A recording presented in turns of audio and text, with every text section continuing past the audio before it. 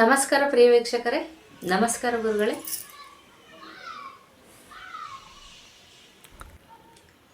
ವೀಕ್ಷಕರೇ, ಇವತ್ತು ನಾವು ದೀಕ್ಷೆ ಅಂದ್ರೆ ಏನು, ಅದನ್ನ ನಿಯಮಗಳೇನು, ಅದನ್ನ ಯಾವ ರೀತಿ ತಗೋಬೇಕು, ತಗೊಂಡ್ಮೇಲೆ ಏನೆಲ್ಲ ಪಾಲನೆ ಮಾಡಬೇಕು, ಹೇಗಿರಬೇಕು, ದೀಕ್ಷೆ ತಗೊಂಡವರ ಜೀವನ ಮುಂದೆ ಹೇಗೆ ಪರಿವರ್ತನೆ ಆಗುತ್ತೆ, ಇವನ್ನೆಲ್ಲ ನಾವು ಗುರುಗಳ ಹತ್ರ ಕೇಳಿ ತಿಳ್ಕೊಳ್ಳೋಣ ಬನ್ನಿ.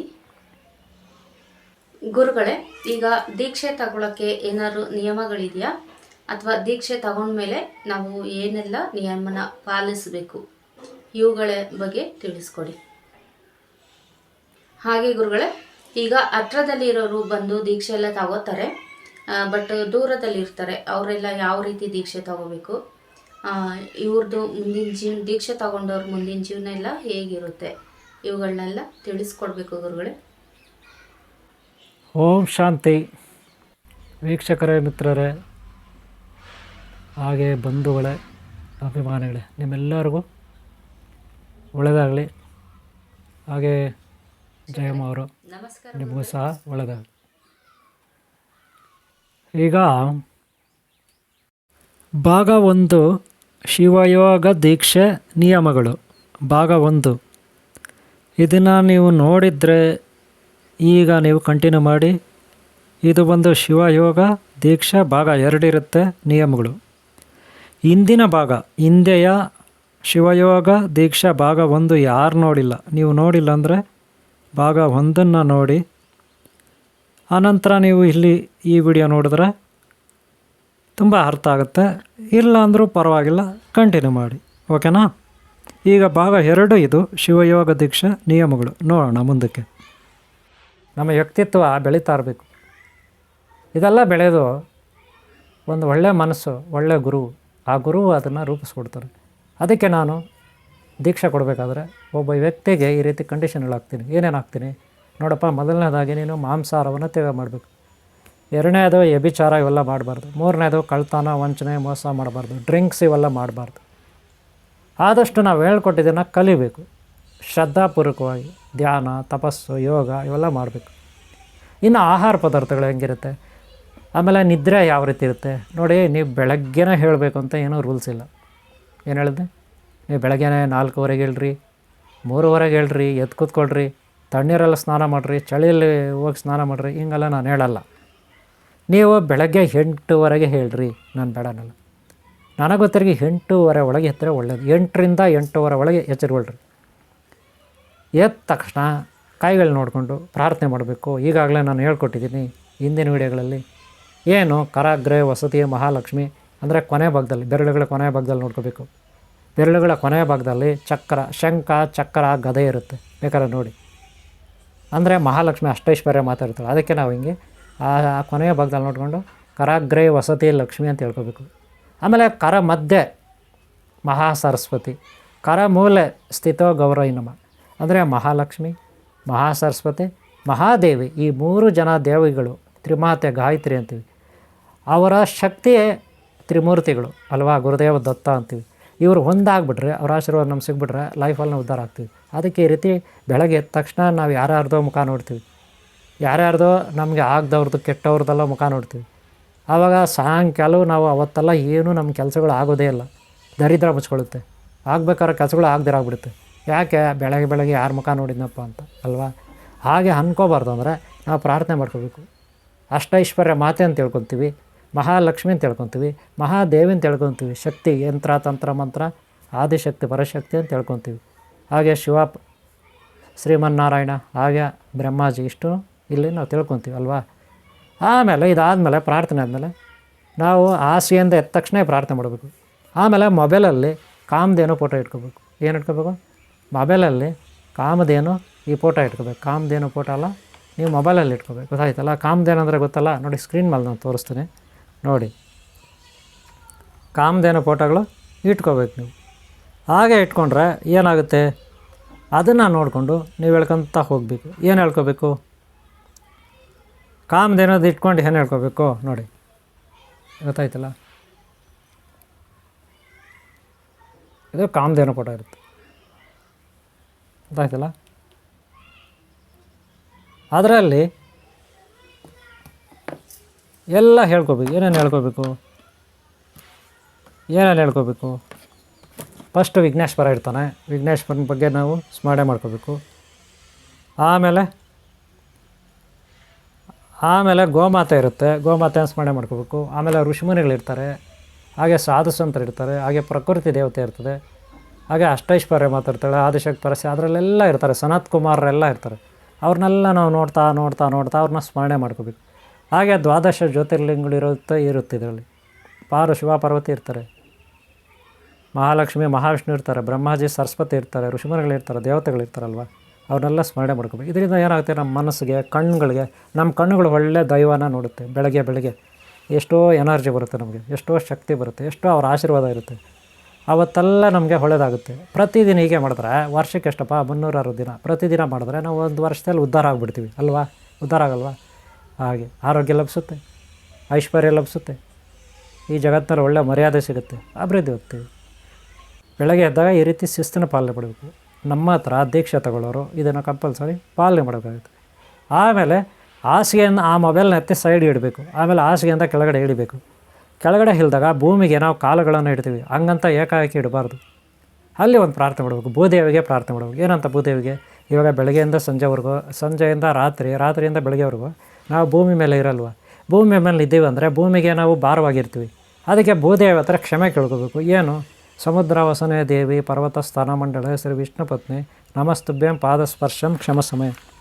ಅಂದರೆ ಜಗನ್ಮಾತೆ ದೇವಿ ಭೂದೇವಿ, ನೀನು ಆ ಶ್ರೀ ಸಾಗರ ಸಮುದ್ರ ವಸನೆ ದೇವಿ ಅಂದರೆ ಈ ಏನು ಸಮುದ್ರ ಇದೆ, ಸಮುದ್ರ ರಾಜ ಇದ್ದಾನೆ, ಅವರ ಪುತ್ರಿ ಭೂದೇವಿ ಶ್ರೀದೇವಿ ನೀನೇ, ಸೀತೆಯೂ ನೀನೇ, ಲಕ್ಷ್ಮೀನೂ ನೀನೇ, ಪಾರ್ವತಿ ನೀನೇ, ಎಲ್ಲವೂ ನೀನೇ ಭೂದೇವಿ. ಪರ್ವತ ಸ್ಥಾನಮಂಡಳಿ, ಎಷ್ಟೋ ಪರ್ವತಗಳನ್ನು ಹೊಂದಿದೆಯಾ, ಹಾಗೆ ಎಲ್ಲರಿಗೂ ಆಹಾರ ಕೊಡ್ತೀಯಾ, ತಾಯಿ ಮಗುವಿಗೆ ಯಾವ ರೀತಿ ಹಾಲು ಉಣಿಸ್ತಾಳೆ ಆ ರೀತಿ, ಹಾಗೆ ಭೂಮಿ ಮೇಲೆ ನಾನು ಇದ್ದೀನಿ, ನಿನ್ನನ್ನು ನಾನು ನಡೆದಾಡ್ತೀನಿ, ನಿನ್ನ ಮೇಲೆ ನನ್ನಿಂದ ನಿನಗೆ ಅಪಚಾರ ಆಗ್ತಾ ಇರುತ್ತೆ, ನಾನು ಕಾಲುಗಳಲ್ಲಿ ಓಡಾಡ್ತಾ ಇರ್ತೀನಿ, ಅದರಿಂದ ನಾನು ಪಾಪ ಕಟ್ಕೊಳ್ತಾ ಇರ್ತೀನಿ, ನನ್ನನ್ನು ಕ್ಷಮಿಸ್ಬಿಡು. ಹಾಗೆ ನನ್ನ ಹೆಚ್ಚಾಗಿ ಭಾರ ಇದ್ದರೆ ಅದನ್ನು ಕಡಿಮೆ ಆಗಿ ತಗೋ ಭಾರನ. ಈ ರೀತಿ ಆಕೆಯಲ್ಲಿ ಕ್ಷಮೆ ಕೇಳ್ಕೋಬೇಕು. ಆಮೇಲೆ ಅಲ್ಲಿಂದ ನಾವು ಮುಂದಕ್ಕೆ ಮನೆಯಲ್ಲಿ ದೇವ್ರ ಮನೆ ಇರುತ್ತೆ, ಅಲ್ಲಿ ಬಂದು ಪ್ರಾರ್ಥನೆ ಮಾಡಬೇಕು. ಶ್ರೀ ಹರಿ ಸರ್ವೋತ್ತಮ ವಾಯು ಜೀವೋತ್ತಮ ಪಂಚತತ್ವ ತಾರತಮ್ಯ ಭೇದ ಜಗತ್ ಸತ್ಯ ಹರಿ ಓಂ ಹರಿ ಓಂ ಹರಿ ಓಂ, ಈ ರೀತಿ ಪ್ರಾರ್ಥನೆ ಮಾಡ್ಕೋಬೇಕು. ಗೊತ್ತಾಯ್ತಲ್ಲ? ಆಮೇಲೆ ಆಚೆ ಕಡೆ ಹೋಗಬೇಕು, ಸೂರ್ಯ ನಮಸ್ಕಾರ ಮಾಡಬೇಕು. ಸಪ್ತಾಶ್ವ ರಥಭಾರೂಢಂ ಪ್ರಚಂಡಂ ಕಶ್ಯಪಾತ್ಮಜಂ ಶ್ವೇತಪದ್ಮಧರಂ ದೇವಂ ತಂ ಸೂರ್ಯಂ ಪ್ರಣಮಾಮ್ಯಹಂ. ಅಲ್ಲಿ ಸೂರ್ಯ ಭಗವಾನ್ ನಮಸ್ಕಾರ ಕೊಡೋದು, ಒಂದು 3 ಸುತ್ತು ಹೊಡೆದು, ಪ್ರಕೃತಿ ದೇವರು. ಆಮೇಲೆ ನಾವು ಒಂದು ಬಾಟ್ಲಲ್ಲಿ ನೀರು ಹಾಕ್ಕೊಂಡಿರಬೇಕು, ತುಳಸಿ ಎಲೆಗಳಿರಬೇಕು. ಒಂದು ದಿನ ಇವತ್ತು ಬೆಳಗ್ಗೆ ನಾವು ತುಳಸಿ ಎಲೆಗಳು ಅಂದರೆ 5, 6, 7, 8 ಎಲೆ ಇರ್ತಕ್ಕಂಥ ಒಂದು ರೆಂಬೆ ಕಿತ್ಕೊಂಡು ತೊಳೆದು ಬಾಟ್ಲಲ್ಲಿ ಹಾಕೋಬೇಕು. ಸಪ್ರೇಟ್ ಬಾಟ್ಲ್ ಇಟ್ಕೋಬೇಕು ಕುಡಿಯೋ ನೀರು. ಅವತ್ತೆಲ್ಲ ಅದೇ ನೀರು ಕುಡಿಬೇಕು. ಮಾರನೇ ದಿನವೂ ಬೆಳಗ್ಗೆ ಅದೇ ನೀರು ಕುಡಿಬೇಕು. ಆಮೇಲೆ ಆ ತುಳಸಿ ರೆಂಬೆನ ಚೇಂಜ್ ಮಾಡಬೇಕು, ತಿರ್ಗಿ ಹೊಸ ತುಳಸಿ ರೆಂಬೆ ಆಗಬೇಕು.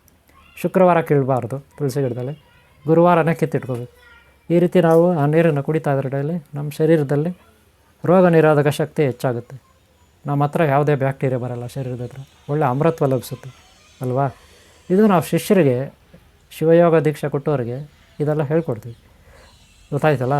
ಈ ರೀತಿ ಅವ್ರಿಗೆ ಆರೋಗ್ಯ ಭಾಗ್ಯ, ಹಾಗೆ ದೇವ್ರ ಮೇಲೆ ಭಕ್ತಿ ಇದೆಲ್ಲ ಸಿಗೋ ಹಾಗೆ ನಾವು ಇಲ್ಲಿ ಕಲಿಸ್ಕೊಡ್ತೀವಿ. ಗೊತ್ತಾಯ್ತಲ್ಲ? ಆಮೇಲೆ ಧ್ಯಾನ ಮಾಡೋದು ಹಿಂಗೆ 2 ನಿಮಿಷ ಕೂತ್ಕೋಬೇಕು. ಧ್ಯಾನ ಸ್ಟಾರ್ಟಿಂಗಲ್ಲಿ 2 ನಿಮಿಷ ಕೂತ್ಕೋಬೇಕು, ಕದಲಬಾರ್ದು. ಈ ರೀತಿ ಸ್ಟ್ರೈಟಾಗಿರಬೇಕು.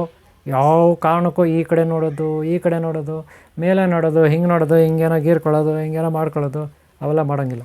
ಒಂದು ಸಾರಿ ಕೂತ್ಕೊಬಿಟ್ರೆ 2 ನಿಮಿಷ ಏನೋ ಒಂದು ಮಂತ್ರನ ಗುರುಗಳ ಹತ್ರ ನೀವು ದೀಕ್ಷೆ ಪಡ್ಕೊಂಡಿದ್ರೆ ಅದೇ ಮಂತ್ರ ಜಪಿಸಿ. ಯಾರಿಗೂ ಕೇಳಿಸ್ಬಾರ್ದು, ನಿಮಗೆ ಮಾತ್ರ ಕೇಳಿಸೋ ಥರ, ಇಲ್ಲ ಮನಸ್ಸಲ್ಲಿ ಹೇಳ್ಕೊಡಿ.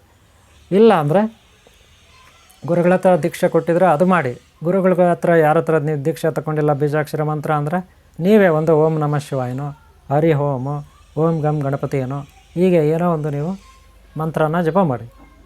ಆದರೆ ಒಂದು ಸಾರಿ ಕೂತ್ಕೊಬಿಟ್ರೆ 6 ನಿಮಿಷ ಮಾಡಬೇಕು. ಯಾಕೆ 6 ನಿಮಿಷ ಮಾಡಬೇಕಂದ್ರೆ ಅಷ್ಟೊತ್ತಿಗೆ ನೀವು ಮಾಡಿರೋ ಜಪ 108 ಸಾರಿ ಆಗಿರುತ್ತೆ. ಆದರೆ ಒಂದು ಸಾರಿ ಕೂತ್ಕೊಂಡ್ರೆ 108 ಸಾರಿ ಮಾಡಬೇಕು ನೀವು. ಅದಕ್ಕಿಂತ ಹೆಚ್ಚಾಗೂ ಮಾಡ್ಬೋದು. 6 ನಿಮಿಷ ಆದರೂ ಮಾಡಿ, 12 ನಿಮಿಷ ಆದರೂ ಮಾಡಿ, 18 ನಿಮಿಷ ಆದರೂ ಮಾಡಿ, ನಿಮ್ಮ ಇಷ್ಟ. ಇನ್ನೂ ಹೆಚ್ಚೆಚ್ಚು ನೀವು ಧ್ಯಾನ ಮಾಡಿದಷ್ಟು, ಹೆಚ್ಚು ಜಪದಷ್ಟು ನಿಮಗೆ ಎನರ್ಜಿ ಬರ್ತದೆ, ಶಕ್ತಿ ಬರುತ್ತೆ. ಗೊತ್ತಾಯ್ತಲ್ಲ? ಯಾರು ರಘು ಅನ್ನೋರು ಪ್ರಶ್ನೆ ಕೇಳಿದ್ರು, ಶಿವಯೋಗ ದೀಕ್ಷೆ ನಾವು ಹೇಗೆ ತಗೊಳ್ಳೋದು, ಅದಕ್ಕೆ ನಿಯಮಗಳೇನು ಅಂತ. ನಿಯಮಗಳೇನಂತ ಆಲ್ರೆಡಿ ಹೇಳಿದ್ದೀನಿ ಈಗ ಅಲ್ವಾ, ನಾನು ಈಗ ಹೇಳಿಂತಾನೆ. ಮಾಂಸಾಹಾರ ಸೇವನೆ ಮಾಡಬಾರ್ದು, ಬೀಡಿ ಸಿಗರೇಟ್ ಹೊಡಿಬಾರ್ದು, ಎಣ್ಣೆ ಹೊಡಿಬಾರ್ದು, ವ್ಯಭಿಚಾರ ಮಾಡಬಾರ್ದು. ಈ ರೀತಿ ಧ್ಯಾನ ಎಲ್ಲ ಅಳವಡಿಸ್ಕೋಬೇಕು ಜೀವನದಲ್ಲಿ, ಒಳ್ಳೆಯದು. ಆವಾಗ ನಾವು ನಮ್ಮ ಹತ್ರ ನೀವು ದೀಕ್ಷೆ ತಗೊಂಡ್ರೆ ಒಳ್ಳೆಯದು. ಅಥವಾ ದೀಕ್ಷೆ ತಗೊಂಡ್ಮೇಲೆ ಇವೆಲ್ಲ ಪಾಲನೆ ಮಾಡಿದ್ರೆ ನಡೀತದೆ, ತೊಂದರೆ ಇಲ್ಲ. ಒಂದು ವೇಳೆ ನೀವು ಮದುವೆ ಆಗಿದ್ರೆ ಏನೂ ತೊಂದರೆ ಇಲ್ಲ. ಕೆಲವೊಂದು ಸಿದ್ಧಿಗಳು ಮಾಡ್ಕೊಳ್ಳೋವಾಗ ಬ್ರಹ್ಮಚಾರ್ಯನ ಸ್ವಲ್ಪ ದಿನ ಪಾಲನೆ ಮಾಡಬೇಕಾಗುತ್ತೆ. ಫಾರ್ ಎಕ್ಸಾಂಪಲ್ ಹನುಮಾನ್ ಸಿದ್ಧಿ, ಅಯ್ಯಪ್ಪ ಸ್ವಾಮಿ ಸಿದ್ಧಿ, ಹನುಮಾನ್ ಸಿದ್ಧಿ ಇವೆಲ್ಲ ಮಾಡ್ಕೋಬೇಕಾದ್ರೆ ಬ್ರಹ್ಮಚಾರ್ಯ ಪಾಲನೆ ಮಾಡಲೇಬೇಕು. ಸಂತೋಷಿ ಮಾತೆ, ದೇವಿಗಳನ್ನು ಆರಾಧಿಸೋಗೂ ನಾವು ಬ್ರಹ್ಮಚಾರ ಪಾಲನೆ ಮಾಡಬೇಕು, ಗೊತ್ತಾಯ್ತಲ್ಲ. ಅದೇ ನೋಡಿ ವಿಘ್ನೇಶ್ವರ, ಕುಮಾರಸ್ವಾಮಿ ಇವ್ರನ್ನೆಲ್ಲ ಆರಾಧಿಸುವಾಗ ನಾವೇನು ಬ್ರಹ್ಮಚಾರ್ಯನೇನು ಪಾಲನೆ ಮಾಡಬೇಕಾದ ಅಗತ್ಯ ಇಲ್ಲ. ಒಂದು ವೇಳೆ ಪಾಲನೆ ಮಾಡಿದ್ರೆ ಒಳ್ಳೆಯದು. ಆ ರೀತಿ ಹನುಮಾನ್ದು ಸಿದ್ಧಿ ಪಡ್ಕೋಬೇಕಾದ್ರೆ ಆತ ಬ್ರಹ್ಮಚಾರಿ ಅಲ್ವಾ ಹನುಮಾನು, ನಾವು ಆತನ ಆರಾಧಿಸ್ಬೇಕಾದ್ರೆ ಬ್ರಹ್ಮಚಾರ ಪಾಲನೆ ಮಾಡಬೇಕು, ಬೇರೆ ದಾರಿ ಇಲ್ಲ. ಈ ರೀತಿ ಇರುತ್ತೆ. ಆದರೆ ಮತ್ತೆ ಧ್ಯಾನ ಮಾಡಬೇಕು. ಯಾವಾಗ ಮನೆಯಲ್ಲಿ ಟೈಮ್ ಸಿಗುತ್ತೆ ಆವಾಗ 2 ನಿಮಿಷ, 5 ನಿಮಿಷ, 10 ನಿಮಿಷ ಕೂತ್ಕೊಂಡು ಧ್ಯಾನ ಮಾಡಬೇಕು. ಹೀಗೆ ಮಾಡ್ತಾಯಿದ್ರೆ ನಿಮ್ಮಲ್ಲಿ ಹನಿ ಗೂಡಿದರೆ ಹಳ್ಳ, ತೆನೆ ಗೂಡಿದರೆ ಬಳ್ಳ ಅಂತಿರಲ್ಲ ನೀವು. ಒಂದೊಂದು ರೂಪಾಯಿ ಸೇರಿಸಿದ್ರೆ ಲಕ್ಷ ಕೋಟಿ ಆಗುತ್ತಲ್ವ. ಹಾಗೆ ನಿಮ್ಮಲ್ಲಿ ಒಂದೊಂದು ಜಪ ನೀವು ಮಾಡ್ತಾ ಹೋದರೆ ನಿಮ್ಮಲ್ಲಿ ಹೆಚ್ಚಾಗಿ ಆ ಯೋಗಶಕ್ತಿ ತಪಶಕ್ತಿ ಲಭಿಸಿ ಆ ಮಹಾಶಕ್ತಿ ಬಂದು ನಿಮ್ಮನ್ನು ನಿಂತ್ಕೊಳ್ಳುತ್ತೆ. ನೀವು ಯಾವ ದೇವ್ರನ್ನ ಆರಾಧಿಸ್ತೀರಿ ಅವರು. ನಿಮ್ಮ ಮನೆಯಲ್ಲಿ ಒಂದು ಫೋಟೋ ಇಟ್ಕೋಬೇಕು, ನಿಮ್ಮ ಮುಂದ್ಗಡೆ ನೋಡಿಕೊಂಡು ಧ್ಯಾನ ಮಾಡಿದ್ರೂ ನಡೀತದೆ, ನೋಡಿಕೊಂಡು ಜಪ ಮಾಡಿದ್ರೂ ನಡೀತದೆ ಫೋಟೋನ. ಶಿವ, ವಿಷ್ಣು, ಬ್ರಹ್ಮಾಜಿ, ಲಕ್ಷ್ಮಿ, ಆದಿಶಕ್ತಿ, ಗಣೇಶ, ಸುಬ್ರಹ್ಮಣ್ಯ ಏನಾದರೂ ಸರಿ, ಅಯ್ಯಪ್ಪ ಸ್ವಾಮಿ, ಶಿರಡಿ ಸಾಯಿಬಾಬಾ, ಕೈವಾರ ನಾರಾಯಣ ದತ್ತ, ಈರಪರಮೇಂದ್ರ ಸ್ವಾಮಿ, ಏನೋ ನಿಮ್ಮ ಮಂಟೆ ಸ್ವಾಮಿನ, ಮಹಾದೇವ ಸ್ವಾಮಿನ ಏನೋ ಒಂದು ಇಟ್ಕೊಳ್ಳಿ ಫೋಟೋನ, ಬೇಡ. ಆದರೆ ಅದನ್ನು ನೋಡಿಕೊಂಡು ಕೂತ್ಕೊಂಡು ಒಂದು 5 ನಿಮಿಷ 6 ನಿಮಿಷ ಮಾಡಬೇಕು ಒಂದು ಸಾರಿ. ಆವಾಗ ನಿಮ್ಗೆ ಹೆಚ್ಚಿನ ಶಕ್ತಿ ಬರುತ್ತೆ. ನಿಮ್ಮ ಕಣ್ಣುಗಳಲ್ಲಿ ಅವರೇ ಇರ್ತಾರೆ, ಎಲ್ಲಿ ನೋಡಿದ್ರೆ ಅವರೇ ಕಾಣಿಸ್ತಾರೆ, ನಿಮ್ಗೆ ಎಲ್ಲಿ ನೋಡಿದ್ರೆ ಅವರೇ ಕಾಣಿಸ್ತಾರೆ. ಇದರಿಂದ ತಪಶಕ್ತಿ ಹೆಚ್ಚಾಗುತ್ತೆ. ಒಂದು ಸಾರಿ ನಿಮ್ಮ ತಪಶಕ್ತಿ ಹೆಚ್ಚಾಗ್ತಾ ಜಾಸ್ತಿ ಆಗೋಯ್ತು ಅಂದರೆ ಅವರು ಪ್ರತ್ಯಕ್ಷ ಆಗಿಬಿಡ್ತಾರೆ, ನಿಮ್ಮ ಮುಂದೆ ಬಂದು ನಿಂತ್ಕೊಬಿಡ್ತಾರೆ. ಆವಾಗ ನೀವು ಅವ್ರನ್ನ ಬೇಡ್ಕೋಬೇಕು. ಏನಂತ ಬೇಡ್ಕೋಬೇಕು? ನಿಮ್ಗೇನು ಬೇಕೋ ಒಂದು ಒಳ್ಳೆಯ ವರ ಕೇಳ್ಕೋಬೇಕು. ಆಗ ಅದು ವರ ಅವ್ರು ಕೊಡ್ತಾರೆ, ಕೈ ಎತ್ತಿ ಹಿಂಗೆ ಹಿಡ್ಕೊಂಡಿರ್ತಾರೆ, ಅವ್ರೇನು ಮಾತಾಡಲ್ಲ, ನಿಮ್ಮ ಹತ್ರ ಕೈ ಹಿಂಗೆ ಹಿಡ್ಕೊಂಡಿರ್ತಾರೆ, ನೀವು ವರ ಕೇಳ್ಕೊಬಿಡಿ ಅಷ್ಟೇ. ಕನಸುಗಳಲ್ಲಿ ಬಂದರೆ 15 ನಂಬರ್ ಸಿಗುತ್ತೆ ನಿಮಗೆ. ನೀವು ಧ್ಯಾನ ಮಾಡೋವಾಗ ಇದ್ದಕ್ಕಿದ್ದಂಗೆ ಪಟ್ ಅಂತ ಅವ್ರು ಬಂದು ನಿಂತ್ಕೊಬಿಡ್ತಾರೆ, ನಿಮ್ಗೆ ಗೊತ್ತಾಗಲ್ಲ. ನೀವು ಧ್ಯಾನದಲ್ಲ ಇರ್ತೀರ, ಕಣ್ಣು ಮುಚ್ಕೊಂಡೇ ಇರ್ತೀರ, ಆದರೂ ನಿಮ್ಗೆ ಕಾಣಿಸ್ತಾ ಇರ್ತಾರೆ ದಿವ್ಯ ದೃಷ್ಟಿಗೆ, 3ನೇ ಕಣ್ಣಿಗೆ ನಿಮ್ಗೆ ಕಾಣಿಸ್ತಾ ಇರ್ತಾರೆ. ಆವಾಗ ಹೆಂಗೆ ಕೈ ಹಿಡ್ಕೊಂಡಿರ್ತಾರೆ, ನೀವು ಹೊರ ಕೇಳ್ಕೊಬಿಡ್ಬೇಕು. ನಿಮ್ಮ ಸೂಕ್ಷ್ಮ ಶರೀರ, ಪ್ರಾಣ ಶರೀರ ಇದನ್ನೆಲ್ಲ ಕೇಳ್ಕೊಬಿಡ್ಬೇಕು, ಗೊತ್ತಾಯ್ತಿಲ್ಲ. ಆವಾಗ ಅದು ನಿಧಾನಕ್ಕೆ ವರ ಬೆಳೆಯುತ್ತೆ, ಆಮೇಲೆ ಅದು ಫಲಕಾರಿ ಕೊಡುತ್ತೆ. ನೀವೇನು ಕೇಳ್ಕೊಂಡ್ರೆ ಆ ರೀತಿ ಆಗ್ತೀರ ನೀವು, ಗೊತ್ತಾಯ್ತಿಲ್ಲ. ಈ ರೀತಿ ನೀವು ದೀಕ್ಷೆ ತಗೋದು. ಆಮೇಲೆ ದೀಕ್ಷೆ ಹೆಂಗೆ ತಗೊಳ್ಳೋದಂದ್ರೆ, ನೀವು ನನಗೆ ಕಾಲ್ ಮಾಡಿದ್ರೆ ನಾವೆಲ್ಲಾದರೂ ಅಲ್ಲಲ್ಲಿ ಪ್ರೋಗ್ರಾಮ್ಗಳಿರುತ್ತೆ, ಅಲ್ಲಿಗೆ ಕರಿತೀವಿ, ಅಲ್ಲಿ ಬಂದು ರುದ್ರಾಕ್ಷಿ ದೀಕ್ಷೆ ತೊಗೋಬೋದು. ಆ ಟೈಮಲ್ಲಿ ಒಂದು ವೈಟ್ ಪಂಚೆ, ಒಂದು ವೈಟ್ ಟವಲ್ ನೀವು ತರಬೇಕಾಗುತ್ತೆ. ರುದ್ರಾಕ್ಷಿ ನಿಮ್ಮ ಹತ್ರ ಇದ್ದರೆ ತೊಗೊಂಡು ಬನ್ನಿ, ಇಲ್ಲಾಂದರೆ ನಾವೇ ಕೊಡ್ತೀವಿ. ಅಲ್ಲೇನು ಎಕ್ಸ್ಟ್ರಾ ಫೀಸು ಇನ್ನೊಂದು ಮತ್ತೊಂದು ದಕ್ಷಿಣೆ ಏನೂ ಇರೋದಿಲ್ಲ. ಆದರೆ ನೀವು ಗುರುಗಳಿಗೆ ಕಂಪಲ್ಸರಿ ದಕ್ಷಿಣೆ ಕೊಡಬೇಕಾಗುತ್ತೆ, ಅದು ನಿಮ್ಮಿಷ್ಟದಂತೆ, ನಾವೇನು ಕಂಡೀಷನ್ ಹಾಕಲ್ಲ. ಏನೋ ಒಂದಷ್ಟು ಗುರುಗಳಿಗೆ ದಕ್ಷಿಣೆ ಕೊಡಬೇಕಾಗುತ್ತೆ. ಯಾವುದೇ ದೀಕ್ಷೆ ತಗೊಳ್ಳಿ, ಯಾವುದೇ ಮಂತ್ರೋಪದೇಶ ತಗೊಳ್ಳಿ, ಡೈರೆಕ್ಟಾಗಿ ಬಂದು ತೊಗೋಬೋದು. ಇಲ್ಲ ಡೈರೆಕ್ಟಾಗಿ ಆಗೋಲ್ಲ, ಆನ್ಲೈನಲ್ಲಿ ಕೊಡಿ ಅಂದರೆ ನಾನು ನಿಮಗೆ ಒಂದು ಟೈಮ್ ಹೇಳ್ತೀನಿ, ಆ ಟೈಮ್ನಲ್ಲಿ ನೀವು ಕೂತ್ಕೋಬೇಕು. ನಿಮ್ಮ ಜೊತೆ ಇನ್ನೂ ಹುಡುಗರು ಇರ್ತಾರೆ. ಆನ್ಲೈನಲ್ಲಿ ಮೊಬೈಲಲ್ಲೇ ಕಾಲ್ ಕಾನ್ಫರೆನ್ಸಲ್ಲಿ ನಾನು ನಿಮಗೆ ದೀಕ್ಷೆ ಕೊಡ್ತೀನಿ. ಸುಮಾರು ಸಂಜೆ ಹೊತ್ತು ಭಾನುವಾರ, ಮಂಗಳವಾರ, ಶನಿವಾರ 3 ದಿನದಲ್ಲಿ ಒಂದು ವಾರಕ್ಕೆ 3 ದಿನ, ಭಾನುವಾರ, ಬುಧವಾರ, ಶನಿವಾರದಲ್ಲಿ ದೀಕ್ಷೆ ಕೊಡ್ತೀನಿ. ಸಂಜೆ 5:15 7:15ವರೆಗೂ ಆಗ್ತದೆ. ಅದೆಲ್ಲ ಯಾವ ರೀತಿ ದೀಕ್ಷೆ ಕೊಡೋದು ಏನು ಹೇಳ್ತೀರಿ, ಗೊತ್ತಾಯ್ತಲ್ಲ. ಇಲ್ಲ ರುದ್ರಾಕ್ಷಿ ಬೇಕಂದರೆ ರುದ್ರಾಕ್ಷಿ ನಾವು ನಿಮಗೆ ಡೈರೆಕ್ಟಾಗಿ ಬಂದರೆ ಅಲ್ಲೇ ರುದ್ರಾಕ್ಷಿ ದೀಕ್ಷೆ ಕೊಡ್ತೀವಿ. ಇಲ್ಲ ಬರೀ ಮಂತ್ರೋಪದೇಶ ಸಾಕಂದರೆ ಆನ್ಲೈನಲ್ಲಿ ಬೇಕಾದ್ರೂ ತೊಗೋಬೋದು, ನೀವು ಫೋನಲ್ಲೇ ತೊಗೋಬೋದು, ತೊಂದರೆ ಇಲ್ಲ, ಗೊತ್ತಾಯ್ತಲ್ಲ. ಹಾಗೆ ಆದರೆ ಶಿವಯೋಗಿ ಎಲ್ಲ ದೇವತೆಗಳಿಗಿಂತ ಅತಿ ಕರುಣಾಮಯಿ, ಅತಿ ಬೇಗನೆ ಒಲಿತಕ್ಕಂಥವನು ಶಿವನು. ಓಂ ನಮಃ ಶಿವಾಯ. ಶಿವಯೋಗಿ ಮಂತ್ರದೀಕ್ಷೆಯನ್ನು ನೀವು ಕೊಡ್ತೀರಾ ಗುರುಗಳೇ, ಅದಕ್ಕೆ ಯಾವ ರೀತಿ ನಿಯಮಗಳಂತ ರಘು ಕೇಳಿದ್ರು. ಈಗ ಹೇಳಿದ್ದೀನಿ, ನಾವು ಸಸ್ಯಾಹಾರಿಗಳಾಗಿರಬೇಕು, ಆಮೇಲೆ ವಿಭೂತಿ ಹಚ್ಚಬೇಕು, ತಿಲಕ ಇಡಬೇಕು. ನೆನ್ಪಿಟ್ಕೊಳ್ಳಿ, ಯಾವಾಗಲೂ ಆದಷ್ಟು ಶಾಂತವಾಗಿ ಇರಬೇಕು. ಬೀಡಿ ಸಿಗರೇಟ್ ಎಣ್ಣೆ ಮಾಂಸ ಇವೆಲ್ಲ ಸೇವನೆ ಮಾಡಬಾರ್ದು. ಬೆಳಗ್ಗೆ ಎಷ್ಟೊತ್ತಿಗಾದರೂ ಹೇಳಿ ನೀವು, ಪರವಾಗಿಲ್ಲ, ಅದೇನೋ ನಿಯಮ ಕಂಡೀಷನ್ ಇಲ್ಲ, ನೀವು ಧ್ಯಾನ ಮಾಡ್ಕೊಂಡು ಹೋಗ್ಬೋದು. ಹಾಗೆ ಗುರುಗಳ ಹತ್ರ ಸಲಹೆ ಪಡ್ಕೊಳ್ಳಿ, ಗುರುಗಳ ಹತ್ರ ಬೀಜಾಕ್ಷರ ಮಂತ್ರ ತಗೊಳ್ಳಿ. ಇದರಿಂದ ನೀವು ಮುಂದೆ ಬೇಗನೆ ಉದ್ಧಾರ ಆಗಲಿಕ್ಕೆ ಸಿದ್ಧಿ ಮಾಡ್ಕೊಳ್ಳಿಕ್ಕೆ ಅನುಕೂಲ ಆಗುತ್ತೆ. ನಿಮ್ಗೇನಾದರೂ ರುದ್ರ ಶಕ್ತಿ, ರುದ್ರ ಮಂತ್ರ ಸಿದ್ಧಿ ಅಥವಾ ರುದ್ರಿ ಮಂತ್ರ ಸಿದ್ಧಿ ಇವೆಲ್ಲ ಒಲ್ದುಬಿಟ್ರೆ ನಿಮಗೆ ನೀವೊಂದು ಮಹಾನ್ ಶಕ್ತಿ ಆಗ್ತೀರ, ಸೂಪರ್ ಮ್ಯಾನ್ ಆಗ್ತೀರ, ಇದರಲ್ಲಿ ಸೂಪರ್ ಆಗ್ತೀರ, ಯಾವುದೇ ಡೌಟ್ ಇಲ್ಲ. ಗೊತ್ತಾಯ್ತಲ್ಲ? ಇದಿಷ್ಟು ದೀಕ್ಷೆ ತಗೊಳ್ಳೋದ್ರ ಬಗ್ಗೆ. ಗುರುಗಳಿಗೆ ಏನೋ ಒಂದು ದಕ್ಷಿಣ ಕೊಡಬೇಕು. ಹಣ್ಣು ಹಂಪಲ ತರಕಾರಿ ಬಟ್ಟೆ ಇದೆಲ್ಲ ಗುರುಗಳಿಗೆ ಕೊಡಬೇಕು ನೀವು. ಅದು ದಕ್ಷಿಣ ರೂಪದಲ್ಲಿ ನೀವು ದುಡ್ಡಿನ ರೂಪದಲ್ಲಾದರೂ ಕೊಡ್ಬೋದು, ಏನೋ ನಿಮ್ಮ ಕೈಲಾದ ಮಟ್ಟಿಗೆ. ಇಷ್ಟೇ ಅಂತ ಕಂಡೀಷನ್ ಇರಲ್ಲ ಇಲ್ಲಿ. ಹಾಗೆ ಇಲ್ಲಿ ಆನ್ಲೈನ್ ಕ್ಲಾಸಸ್ ಇರುತ್ತೆ, ನೀವು ಕಲಿಬೋದು. ಆನ್ಲೈನ್ ಕ್ಲಾಸಸ್ಸಲ್ಲಿ ಕುಂಡಲಿನಿ ಯೋಗ ಸಾಧನೆ ಹೇಳ್ಕೊಡ್ತೀವಿ.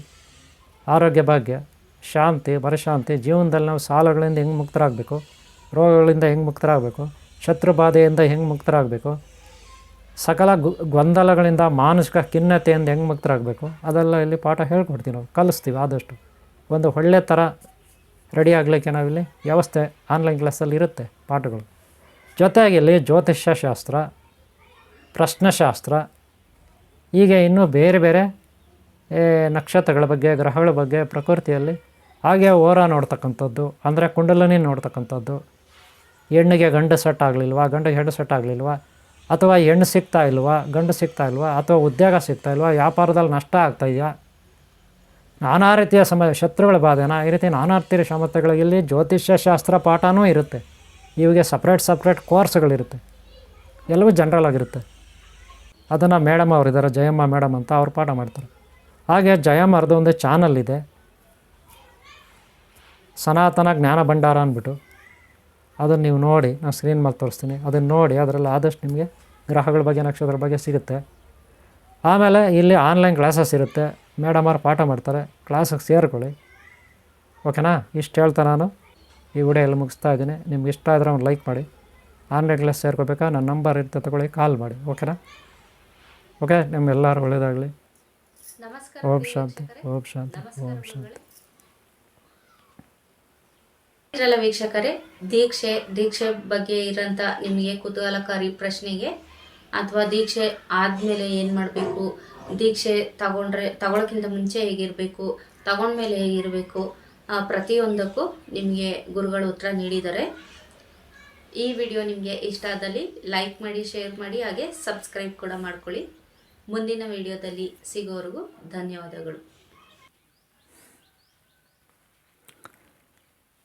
ಓಂ ಶಾಂತಿ. ವೀಕ್ಷಕರೇ, ಸನಾತನ ಜ್ಞಾನ ಭಂಡಾರ ಈ ಚಾನಲ್ನ ತಾವು ಸಬ್ಸ್ಕ್ರೈಬ್ ಮಾಡ್ಕೊಳ್ಳಿ. ಈ ಚಾನಲ್ನ ಅಬ್ಸರ್ವ್ ಮಾಡಿ ನೀವು.